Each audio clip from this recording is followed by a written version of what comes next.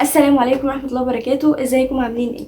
طبعا اغلبكم بدأ السنة واغلبكم خلاص بدأ في الجد خلاص، فانا عايزاكم ان انتوا تكونوا قد المسؤولية كده من البداية.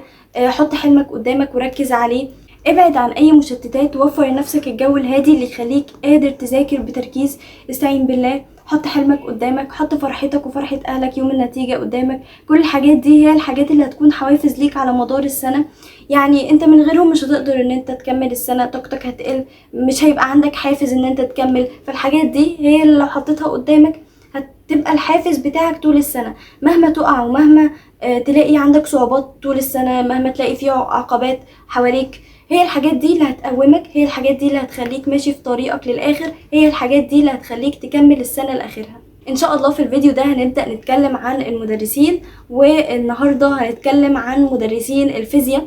والفيزياء هي اللي بتقوله بابا الثانويه العامه، بس هي كانت من احب المواد عندي في ثانويه عامه، واكتر ماده كنت برتاح كده وانا بحلها، اللي هو ايه، انا بفنن فيها. فان شاء الله هقول لكم على المدرسين والمدرسين اللي تاخدوا معاهم اونلاين، وهقول لك ازاي تختار المدرس المناسب ليك وعلى اي اساس تختاره. كل ده اقوله لكم ان شاء الله في الفيديو. بس قبل ما نبدا الفيديو متنساش تضغط اللايك والسبسكرايب وتفعل نوتيفيكيشن وتعمل جوين لجروب التليجرام علشان هنزل لكم عليه الملخصات ان شاء الله. ويلا بينا نبدا الفيديو. بليز كيب واتشنج. مبدئيا كده انا كنت باخد فيزياء مع مستر سيد عبد المنعم اونلاين، بس كان المستر بيشرح النظري اكتر، ما كانش بيتعمق في خفايا المنهج ان الامتحان بيبقى محتاجها او الامتحان اصلا بيسأل فيها. فدي كانت عامله لي مشكله، غير ان التيم كان شويه مش بيساعدني. كان مثلا في حاجات ممكن تتجاوب لي غلط، فمن هنا بدأت أبحث عن مدرس تاني أو عن حد يكمل لي مستر سيد عبد المنعم. وأنا كنت من نوع الناس اللي ما بحبش أفوت أي حاجة، ما بحبش أفوت ولو معلومة بسيطة في المنهج، لأن ده كان بيعمل لي أزمة، كنت بحس إن أنا مش فاهمة أي حاجة. لما أجي أحل مثلا حاجة تقف معايا كان الموضوع بيضايقني جدا. يعني أنا كنت بحل الأسئلة كويس قوي، أو بحل في أي مادة كويس قوي، فكون ان في اي حاجه انا مش فاهماها دي كانت بتعملي مشكله، ما كنتش بقدر استحمل الموضوع ده خالص، ولا كنت بقدر ان انا افوته، فكنت بفضل ابحث عن المعلومه اللي انا عاوزاها. فعشان كده في الفيزياء بالذات لحد شهر 12 انا كنت مشتته شويه بين المدرسين، لحد ما كان عندي امتحان شامل على الفصل الثاني كان مستر سيد عبد المنعم عامله لنا. انا مش هنسى الموقف ده ابدا.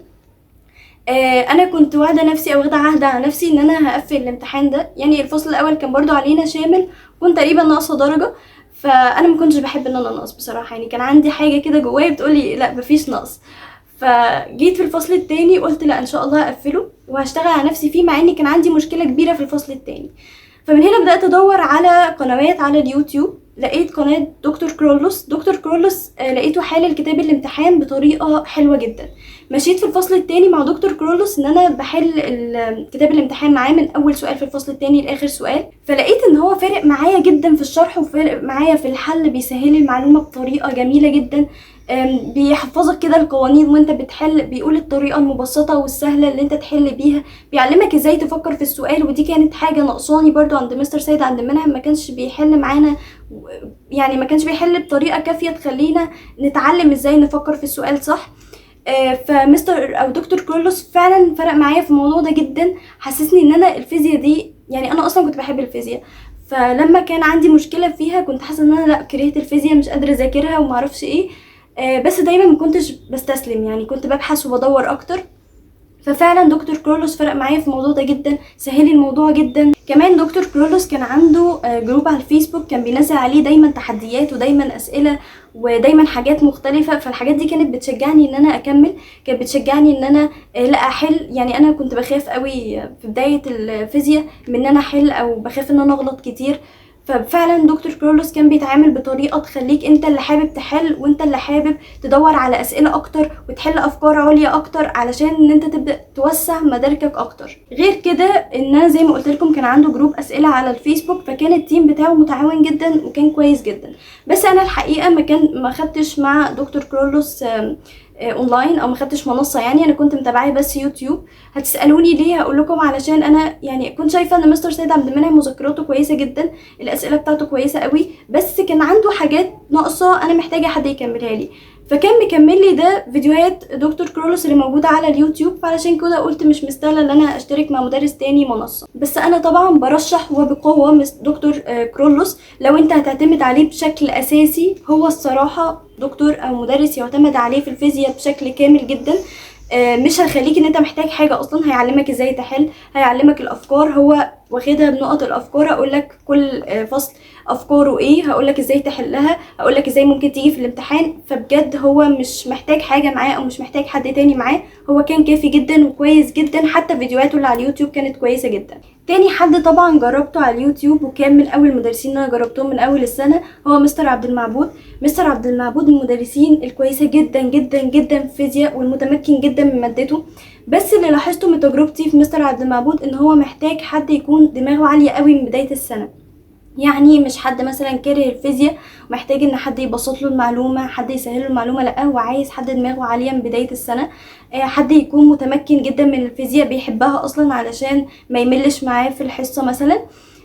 فمن رأيي ان مستر عبد المعبود مناسب اكتر لعلم رياضة، علشان هما كل تعاملاتهم بالحسابات وكل تعاملاتهم بالارقام وكده، فهيكون مناسب جدا ليهم. بس برضو برشحه لو لأي حد في علم علوم عادي، لو هو عايز حد من بداية يكون افكاره عالية، حد دماغه اصلا عالية وبتفكر بالحسابات وكده، وما يكونش محتاج ان حد يبسط له المعلومة قوي او يسهلها قوي. تالت حد برضو من احسن مدرسين الفيزياء اللي انا سمعتهم هو مستر محمود مجدي.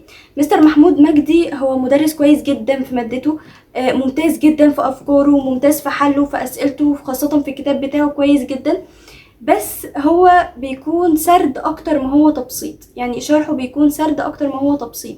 يعني مثلا لو عملنا مقارنه بينه وبين دكتور كرولوس، هنلاقي ان دكتور كرولوس لو جه مثلا يحفظك قانون او حاجه يحفظها لك باغنيه بتجميع بعلامات تفتكرهم بيها، لا دكتور او مستر محمود مجدي هيقولها لك على هيئه معلومه. يعني هيقول لك القانون كده وهيقول لك جه منين، وهيقول لك الخطوات بتاعته الرياضيه، الحاجات هو مشتق من ايه، طب جبناه ازاي، كل الكلام ده. انما دكتور كرولوس هيبسطه لك، هيقول لك هيقوله لك مثلا هيئه اغنيه تحفظها بيها، العلامات تعلمها بيها، ازاي تحله تجيبه في السؤال كده يعني. لكن برضو مستر محمود مجدي قوي جدا في مادته. فالحقيقه يعني مفيش مقارنه بينه وبين دكتور كرولوس، الاتنين كويسين جدا والاتنين الماده العلميه عندهم هايله جدا. فبجد المقارنه بينهم صعبه، لكن انا بحاول اعمل لكم مقارنات بحيث ان انا اسهل عليكم انك تختار ايه اللي يناسبك. انت مثلا لو واحد ما بتحبش الفيزياء، فانت تبقى عايز حد يبسط لك المعلومه قوي، يعملها لك بشكل اغاني بطريقه كوميديه، يعمل لك علامات في قوانين في المسائل في الحاجات دي، فده انا برشح لك فيه دكتور كرولوس. انما لو حد عادي عايز مدرس قوي في الماده، حتى مش فارق معاك ان مثلا هيقول لك المعلومه كسرد او اي حاجه، هيقولها لك بشكل رياضي اكتر، فده طبعا هقولك مستر محمود مجدي. بس الاتنين فعلا المقارنه بينهم صعبه، لكن الاتنين ممتازين جدا. بقى احنا كده قلت لكم مدرسين، في بقى شويه مشاكل بتقابلكم وانتوا بتحلوا او بتذاكروا فيزياء. اول مشكله هي الفيزياء ذات نفسها، يعني هي الفيزياء مجرد اسمها كده بيرعبكم. اللي عايزه اقوله لك في الفيزياء هي ان الفيزياء محتاجه صبر، محتاجه بال طويل، محتاجه بحث كتير، محتاجه ان انت تكون نفسك طويل معاها. لان هيجي عليك فصول، او طبيعي جدا ان انت يجي عليك فصول تبقى زهقت منها، مش عارف تفهمها كويس، خاصه في البدايه. في بدايه الكهربيه كيرشوف، وبعد كده هتلاقي التوازي والتوالي، بعد كده هتدخل بقى في الاجهزه، وان انت لازم تفرق بينهم. كل الحاجات دي هتحس ان انت خلاص بدأت تتلخبط، بدأت طاقتك تقل، بدأت ان انت مش قادر تستوعب. فكل الحاجات دي في الفيزياء طبيعية جدا جدا، وكلنا حصلت معانا كده. بس اللي بيفرق شخص عن التاني هو ان انت يبقى نفسك طويل شوية في الفيزياء، تبحث كتير، تدور كتير، ما فهمتش من ده تدخل على ده. يعني انا مش برجح ان انت تاخد مع اكتر من مدرس، لكن برجح جدا ان انت لو مش فاهم حاجة تبحث عنها، وده في فرق. يعني انت مثلا فهمت الحصه كويس قوي من مدرس انت بتاخد معاه، ليه تروح تسمع مدرس تاني؟ لا، يعني انت شوف بس الجزء اللي انت مش فاهمه وهو ده اللي تروح تدور عليه. حتى لو دورت عليه في فيديو ساعتين مثلا نفس الحصه اللي انت لسه سامعها، بس انت تاخد الجزء اللي انت عايزه بس، 5 دقايق او 10 دقايق اللي انت محتاجه من الفيديو. لكن مش ان انت مثلا تبقى محتاج جزء بسيط جدا من الحصه او من الدرس وتيجي تبحث لي عنه او تدور لي او تسمع تاني الحصه ساعتين. ده مش هينفع، ده هيبقى تضييع للوقت، وهيبقى خساره لتعبك وخساره المجهود. فانت ليه تعمل كده؟ انا بقولك خد الجزء اللي انت مش عارفه بس، هو ده اللي انت تبحث عليه، والنقطه دي مهمه جدا ركزوا فيها. فانا مش عايزاك تستسلم وانت بتذاكر الفيزياء على مدار السنه خالص، ولا في اي ماده حتى. بلاش ان انت تستسلم لو لقيت حاجه صعبه. تاني مشكله بتقعوا فيها هي ان انتوا بتاخدوا الدرس كويس بتفهموه، بعد كده بقى تيجي تحل مش عارف تحل، مفيش ولا سؤال عارف تحله، او على الاقل ما عديش 50% من حلك. طيب ده ايه حله؟ ده حله او ده اصلا سببه ان انت بتمشي بخطوات مذاكرة غلط. ايه هي خطوات المذاكرة الصح؟ هي ان انت تاخد الدرس كويس، تسمعه مدرس كويس قوي. تاني حاجة ان انت تذاكره من المذكرة تاني بتاعت المدرس ان انت سمعت منه كويس جدا. تالت حاجة ان انت تبدأ تحفظ القوانين بتاعتك، تبدأ ان انت تلخص القوانين اللي انت خدتها، وده طبعا في الفيزياء موجود كتير جدا. قوانين الفيزياء طويلة وكتيرة، فحاول ان انت تكون لممها اول باول كده من البداية. بعد كده هتبدأ ان انت تكتب البوينتس المهمة في الدرس. ايه الحاجات اللي المدرس اكد لك عليها، ايه الحاجات اللي قالك دي موضع سؤال في الامتحان. والفيزياء على فكرة الحاجات اللي المدرسين بيقولوا عليها بتيجي في الامتحان. يعني الفيزياء من المواد اللي ما فيهاش لعب كتير، ما فيهاش ريف كتير، لان هي عبارة عن قوانين انت بتحطها، بتفهم مسألة كويس، بتحط القانون وبتحل عليها. ممكن الفيزياء تكون صعبة في حاجة واحدة، ان ممكن تدخلك اكتر من فكرة واكتر من قانون في مسألة واحدة، وده زي اللي حصل في امتحان السنة اللي فاتت. كان مدخلهم تقريبا 3-4 قوانين او 3 مسائل في مسألة واحدة، فده اللي كان عايز وقت، كان عايز مجهود ان انت تقعد تفكر انهي قوانين اللي هتحطها مع بعض فتطلع النتيجة. فهي دي المشكلة في الفيزياء. لكن الفيزياء بتكون افكارها مباشرة شوية، او يعني افكارها محدودة. انت لو حفظت القانون، ذاكرت كويس، فهمت السؤال بيجي ازاي، عرفت ازاي تفكر في السؤال صح، خلاص كده انت الفيزياء اتحلت بالنسبة لك. طيب بعد كده، بعد ما انت هتكتب البوينتس بتاعتك كويس قوي، هتكتب اهم الافكار اللي بيجي فيها التريكات، هتبدأ ان انت بقى تحل نفس الامثلة اللي المستر عطاها لك في الحصة على نفس الدرس، تبدأ تحلها تاني في البيت. يعني هو مثلا حل معاك افكار، او اخدت معاه افكار وحللك عليها كام مسألة، المسائل دي انت هتروح تحلها بعد ما تذاكر. طيب ليه؟ لان ده هيسهل عليك او هيحسسك ان انت خلاص فاهم، او هيأكد لك حتى المعلومة. بعد كده بقى تبدأ ان انت تحل من اي كتاب عادي، او حتى تبدأ ان انت تحل الواجب بتاعك عادي. ونصيحتي الاخيرة في الفيزياء هي ان انت قبل ما تبدأ تحل مع نفسك، هو ان انت تشوف حل لمدرس على اليوتيوب. وكنت رشحت لكم مرة اللي فاتت او في الفيديو اللي فات بتاع الكتب، ان دكتور كرولوس كان بيحل كتاب الامتحان بطريقة ممتعة جدا وهتسهل عليك الدنيا جدا. وبرده انا قلت لكم كده في اول الفيديو ان هو اللي حل لي مشكلة الفصل الثاني، وكملت بقى معاه بقية الفصول.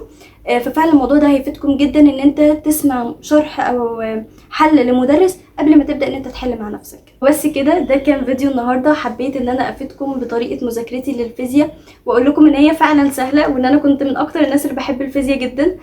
فما تقلقوش منها، ان شاء الله هتبقى سهله وبسيطه عليكم، بس اتبعوا الخطوات اللي انا قلتها كويس قوي. بلاش تشتتوا نفسكم مدرسين زي ما قلت، شوف حد كويس من اللي انا قلتهم تكون مرتاح معاه. حتى لو انا ما قلتش، على فكره انا سمعت ناس على اليوتيوب مغمورين جدا او مش معروفين لحد دلوقتي جدا، بس فادوني جدا واستفدت منهم اللي انا عاوزاه. انا من النوع اللي انا كنت باخد من الحاجه اللي انا عاوزاها، ما كنتش بشتت نفسي، او الموضوع ده ما كانش بيشتتني، بس انا كنت باخد زي ما بيقولوا كده من كل بستان زهره. كنت بحب قوي اخد المفيد من كل حاجه، وهو ده اللي انا اعمله. ما بحبش ان انا اكركب دماغي واشتت نفسي بافكار كتير ومدرسين كتير، لا انا كنت باخد اللي يناسبني وبس. فهو ده اللي انا برشح لكم ان انتوا تعملوه، وان شاء الله هتلاقوا الموضوع سهل معاكم، مفيش حاجه توقفكم على مدار السنه ولا تكون عقبه قدامكم.